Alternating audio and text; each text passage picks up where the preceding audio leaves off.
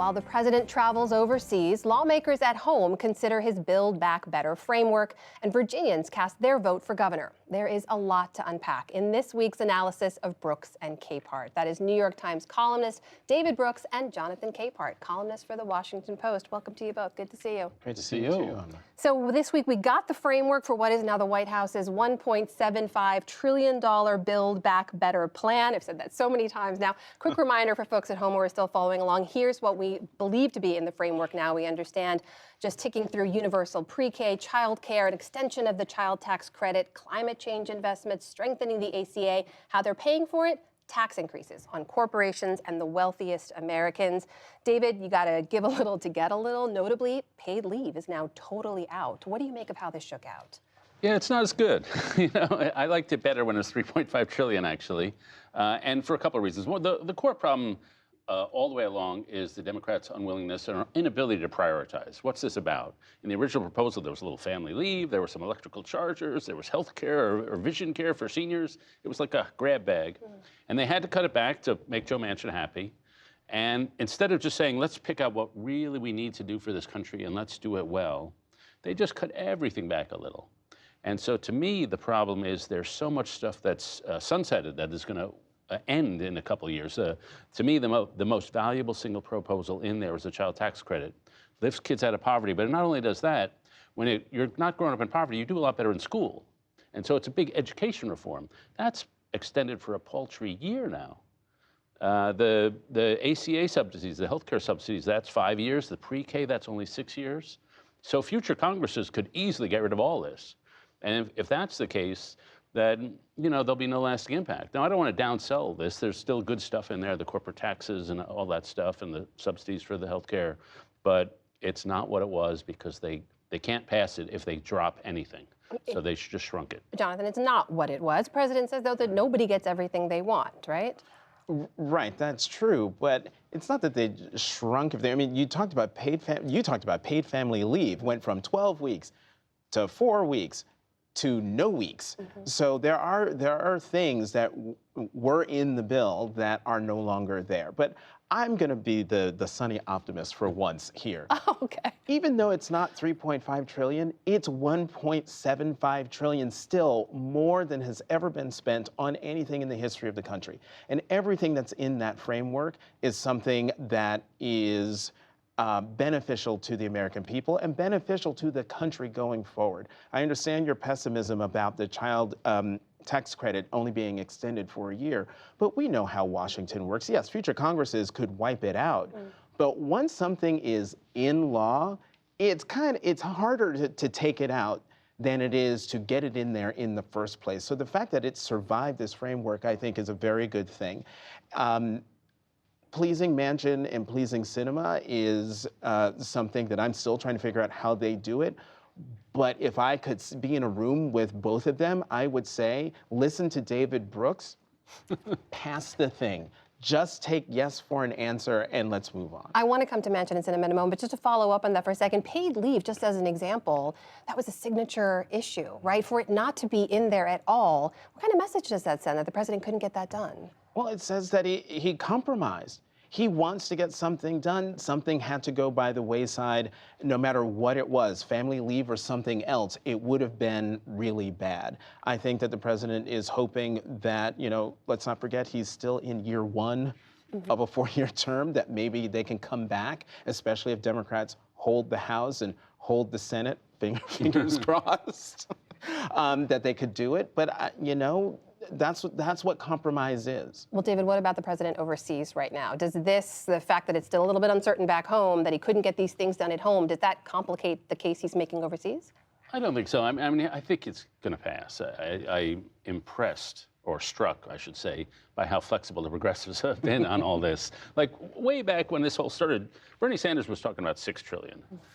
Joe Manchin was talking about 1.5. We ended up at 1.7. So guess who won that? Joe Manchin played tough. He endured a lot of criticism, but he sort of got the overall top line number he wanted. We'll see if he likes the guts of it. But the fact that the progressives really said, okay, better than nothing, or made the case that Jonathan just made, there's a lot of good stuff still in here. That shows me it's going to be a pass. They're not going to walk away. I doubt Manchin would walk away at this point after having sort of won. And so I expected, after what has been a pretty depressing few weeks over how slow it's been, but in a month, nobody will remember that. They'll just remember the thing got passed. Let's talk about the Virginia governor's race. Obviously something we're all following very closely. The Republican candidate, Glenn Youngkin, Democrat Terry McAuliffe. It has tightened. When you take a look at the state of the race, the latest numbers from the Washington Post poll show 49% for McAuliffe, 48% for Youngkin. Jonathan, this is a state Biden won by 10 points. Yeah. In 2020. Democrats haven't lost a statewide race since 2009 in the Commonwealth. Why is it as tight as it is? One, because this isn't Ken Cuccinelli, who Terry McAuliffe ran against when he ran for governor in 2013. This is someone who has been able to sort of embrace Trump without embracing Donald Trump. I'm talking about Glenn Youngkin. People are making a lot about the fact that 10 out of the 11 gubernatorial races, the person who won is from the opposite party of the president in the White House. The one exception, Terry McAuliffe. What people don't talk about beyond that is Terry McAuliffe won by three points. It was a turnout election, and what made that election an anomaly by Virginia standards is that they had presidential level turnout in an off-year election. And this race has always been a turnout race. If Terry McAuliffe is to win, the Democratic coalition, particularly African-American voters, need to come out at the levels that they did last year for Joe Biden. There's clearly concern in the Democratic Party, though. They are Sure. calling out the big guns to stump for McAuliffe. Take a look. Recently, they had both President Biden and former President Obama. Here's just a bit of what President Obama had to say. But with Terry, you don't have to wonder what he's going to be like as governor, because you've seen it. He walked the walk, didn't just talk the talk. Glenn Youngkin, meanwhile, has been campaigning with officials who've repeated the lie of mass election fraud. He's been leveraging parental anger over critical race theory, which is not being taught in schools. Here's just a clip of one of his recent ads. When it comes to the economy, Virginia has a choice. My day one game plan will lower taxes, eliminate the grocery tax, and save Virginians nearly $1,500 year one. David, there has been a lot of early turnout already. Do you dare to make a prediction on what happens here? Well, the last week has been pretty good for Youngkin, so the early turnout would probably be a little more McAuliffe side. You know, I think it's close because the economy has suffered because of the Delta variant and because of cultural issues. I think the swing in the last week can only be the cultural issues, the school board issues. There's a case of, it's more complicated than Republicans are making it out to seem, but a sexual assault in a girl's bathroom with a fluid gender guy as the alleged perpetrator. And so that's suddenly turned into a big thing. And so it's a question are people from outside or a certain teacher or education schools imposing values that we don't agree with on us and imposing them on our kids? And that has made a lot of people angry. And I think that's the issue of the last week that has really seized people, and how the Democrats let themselves get on the wrong side of that issue is a bit of a mystery to me. It's a no-brainer that people have very diverse views on gender and all this stuff, and you got to show you have room for all kinds of views in your party on that, and you're not some tool of the left. So if Democrats lose this, though, what does that say? What's the message? Well, the first message is you can't defeat every Republican just by talking about Donald Trump a lot. And so that'll send shockwaves through the Democratic Party. If they lose this in a +10 Democratic state, it will be a bit of panic time for Democrats, I would think. Jonathan, It would show that fear and anger win the day. The fact that we're having a conversation about critical race theory that is not taught in public schools in Virginia, it just goes to show how Republicans have decided that picking at white grievance and, you know, tap dancing with white supremacy is their way back into power. And if Glenn Youngkin wins, yeah, the Democrats should be afraid, because fear works. And, you know, I like to say, you know, whiteness is a hell of a drug. And going into the midterm elections, we will see just how successful it can be. Well, that is Virginia. Let's broaden it out just a little bit, because last night was something called the Sammys.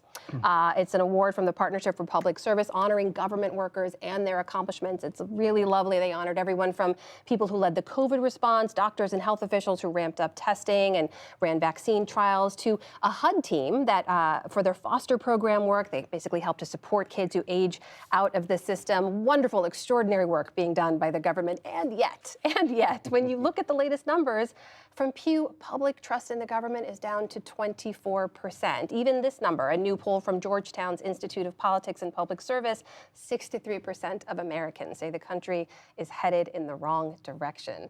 David, what's going on here? Well, first, I occasionally, we get to sit in off the record on government agency meetings, say at HUD. I remember a HUD meeting I was at several years ago.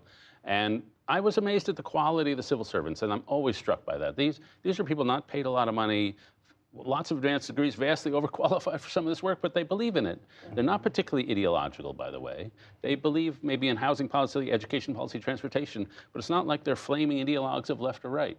They just want to do the job. And so I've really come, living in the swamp here in D.C., I guess, I've come to really respect civil servants, just because I've gotten to know and watched them operate. As for the trust, to me, it's the #1 statistic if you want to understand politics in this country. If you ask people from, say, 1940 to 1967, say, do you trust government to do the right thing most of the time? You got 75% answers, yes, I do. Then Vietnam comes along, then Watergate comes along, and it plummets in the 70s. It ticks up a little under Clinton, a little under Reagan, a little under Obama, but it's been pretty much low 20s. And it dumped down to 19. And when no one trusts government to do the right thing, it's just hard to rally people to want to use government to do the right thing because they just don't trust it. And so that's just a fundamental problem with our country, which is not universal. In countries all across the West, they don't see levels of distrust the way we have. Distrust just leads people to pull inward, to fear, to believe conspiracies, to not want to get vaccinated. It leads to problem after problem after problem. And how we rebuild trust in this country is just a major challenge. Jonathan, we've got about a minute left. Well, what do you think when you look at these numbers? Well, when I look at these numbers, it just goes to show that when you ask people generally, do you trust the government? For a lot of people, the government is a faceless, malevolent blob that is harming their lives in some way or not getting anything done. But if you were to ask those same people their opinion of the folks who won the Sammys, I bet their approval rating would be through the roof. When you put a face on government, when you show the people who are doing the really hard work, and David just talked about, they're bureaucrats, they're overqualified, but they do this because they love the work and they could be making more money in the private sector, and yet they want to serve their country. They want to do good. And I think in the end, that is what I think the American people, that's what they trust. It's just too bad that they don't see enough of it. Some wonderful work being done, and we're grateful for it. We're out of time. I didn't get to ask you what your Halloween costumes are, but I'll let people on Twitter guess, and you can tell them if they're right or not. How's that? Sound good? Sure. Jonathan Capehart, David Brooks, always good to see you. Good to see you. Good to see you.